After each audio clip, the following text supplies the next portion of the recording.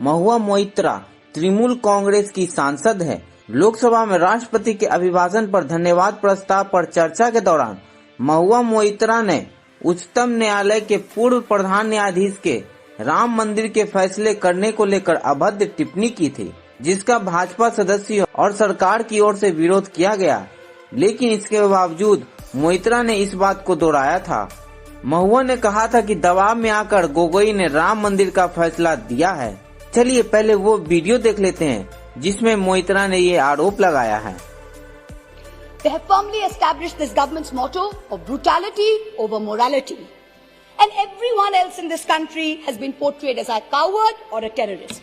From the farmers to the students to the old ladies of Shaheen Bagh. You say you have courage. You claim you have done so many things that no other government before you has done. Yes, that is true.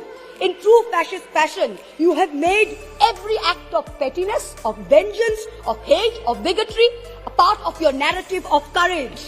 The reason no one has done it before you is not because no one had the courage, but simply because it was not the right thing to do. Has that thought ever struck you?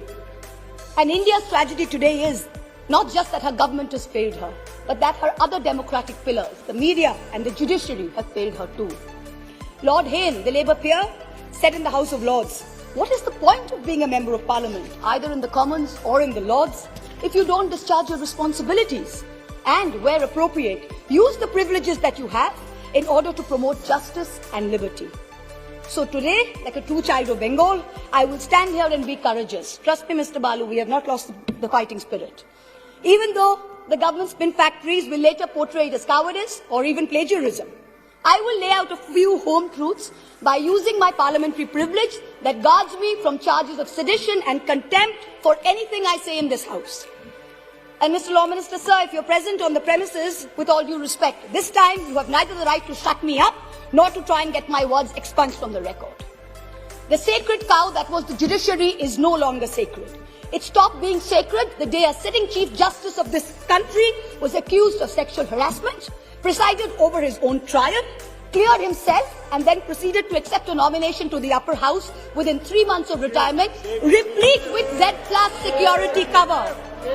The judiciary stopped being sacred when it chose to squander the greatest opportunity that any bench of the highest court of this land has ever seen, to reinforce the founding principles of our democratic republic and to uphold the rights enshrined in Part 3 of our constitution. One second, please. Please, Mo. He cannot discuss. Please, the House. जैसा कि आप video में देख सकते हैं कि TMC सांसद ने केंद्र सरकार पर कायरता को साहस के रूप में परिभाषित करने का आरोप लगाया है। महुआ ने सोमवार को कहा था कि नागरिकता संशोधन कानून लाना, अर्थव्यवस्था की स्थिति, बहुमत के बल पर 3 कृषि कानून लाना इसके उदाहरण हैं। इसके बाद महुआ मोइत्रा ने सीजीआई पर टिप्पणी करते हुए कहा था कि न्यायपालिका अब पवित्र नहीं रह गई है, केंद्र सरकार के दबाव में आकर फैसले किए जाते हैं। तृणमूल कांग्रेस सदस्य ने सरकार पर निशाना साधते हुए कहा कि कुछ लोग सत्ता की ताकत, कट्टरता, असत्य को साहस कहते हैं। उन्होंने कहा कि इस सरकार ने दुष्प्रचार और गलत सूचना फैलाने को कुटीर उद्योग बना लिया है। लोकसभा में उनकी राम मंदिर और पूर्व सीजीआई को लेकर सरकार गंभीर है। जल्द ही महुआ मोइत्रा के खिलाफ कोई कार्रवाई हो सकती है। आपको बता दें कि संसद में अपने पहले ही भाषण से देश भर में चर्चा के केंद्र में महुआ मोइत्रा आ गई थी। मोइत्रा कोलकाता के एक बंगाली परिवार में 5 मई 1975 को पैदा हुई थी। 15 साल की उम्र में वह पढ़ाई के लिए ब्रिटेन चली गई।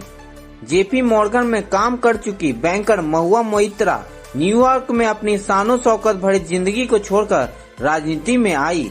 पश्चिम बंगाल के कृष्णा नगर से टीएमसी के टिकट पर उन्होंने 2019 का चुनाव लड़ा और जीत हासिल की।